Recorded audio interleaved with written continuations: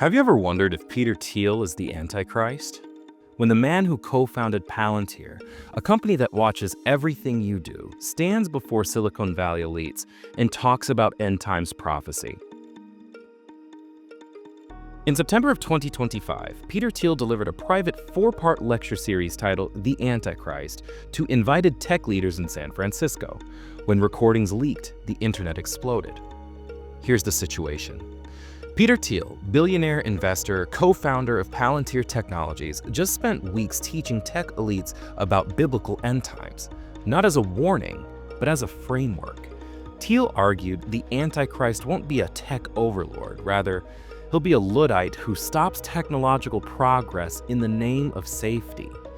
Thiel called people who want to regulate AI, climate activists such as Greta Thunberg or AI safety researchers, he called them, quote, legionnaires of the Antichrist. His exact words?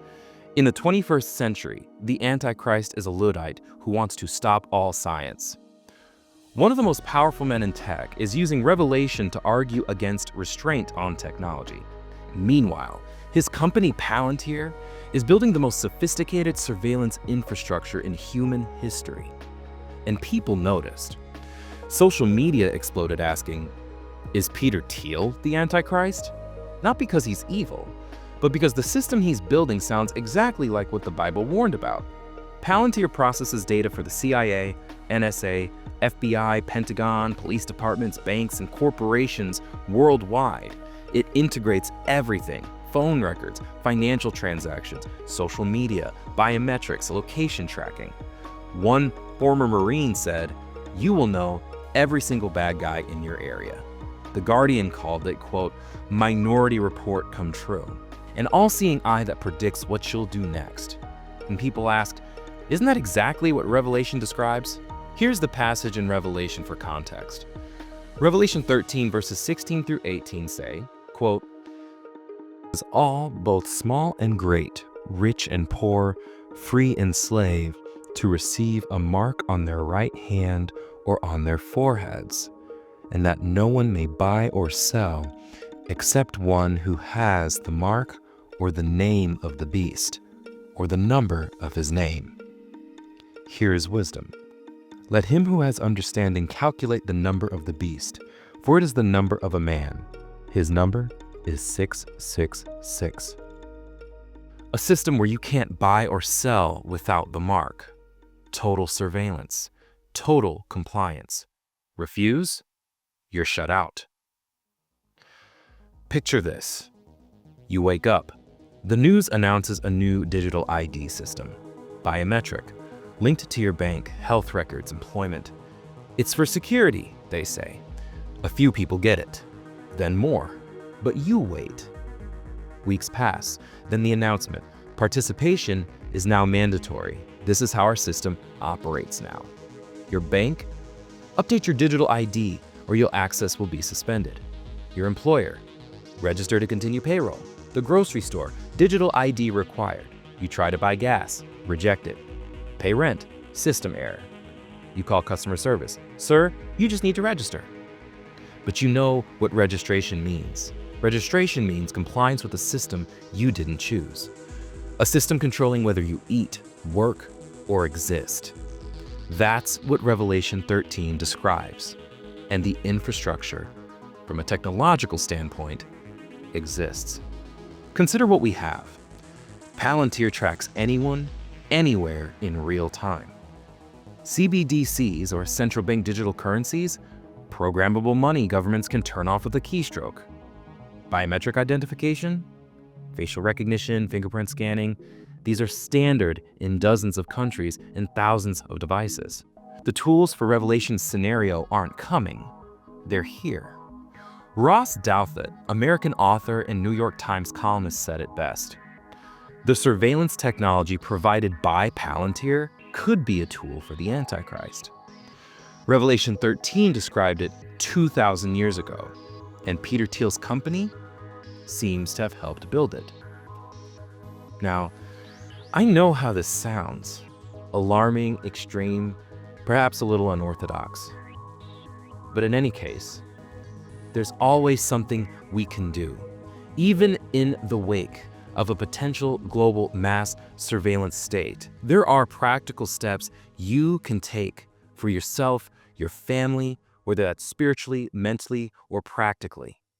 So, if a 2,000-year-old ancient religious text somehow predicted mass surveillance and global control systems, here's what we can do.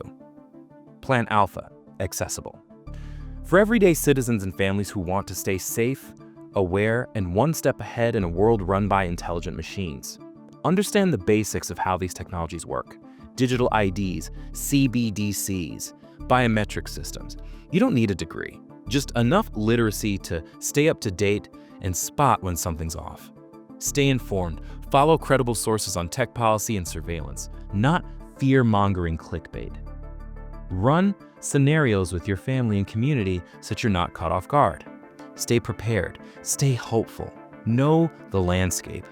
The goal here is to build basic preparedness now. So if the moment comes, you're not scrambling, you're not paralyzed. You already know the play. High-stakes decisions don't get made under pressure.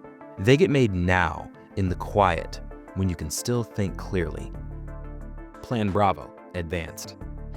For individuals and community networks who want real resilience, people building networks that can withstand economic pressure or digital dependency. Build food resilience. Even in an apartment or a confined space, you can store rice, beans, canned goods. Learn to grow herbs or sprouts on a windowsill, for example. It's not about bunkers. It's about not being entirely dependent on a system that could tighten access overnight, and to begin to develop those practical skills today. Study and learn and practice bartering. Learn how to fix things.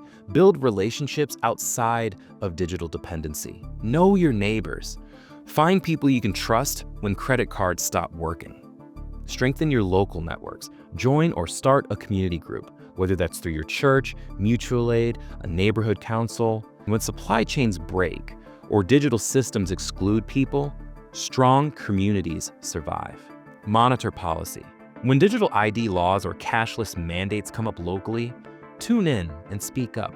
Ask the hard questions. The goal here is to fortify yourself and your community before a storm hits. When systems fail or exclude you, you won't be starting from scratch. You'll have roots, resources, and people who've got your back. True resilience isn't built in crisis, it's built now. Plan Charlie, all in. Now, Plan Charlie is not for everyone. That being said, this is for the people who feel something stirring in them right now. The viewers who are watching this and thinking, this technology already exists. If this is the direction the world is really moving, then maybe I'm supposed to step into something a bit bigger. If that's you, listen closely.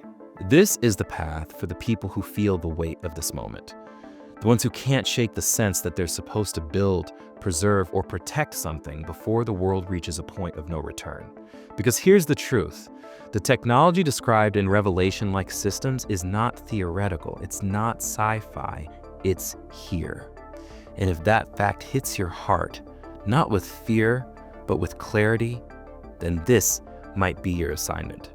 So here's what you're stepping into with Plan Charlie.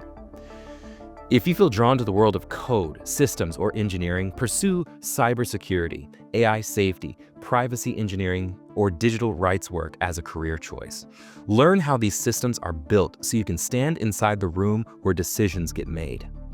Advocate from the inside for human dignity, transparency, decentralization, and restraint. Become the kind of ethical technologist people think the heavens that existed when it mattered. Somebody will shape the future of AI and surveillance. Why not you?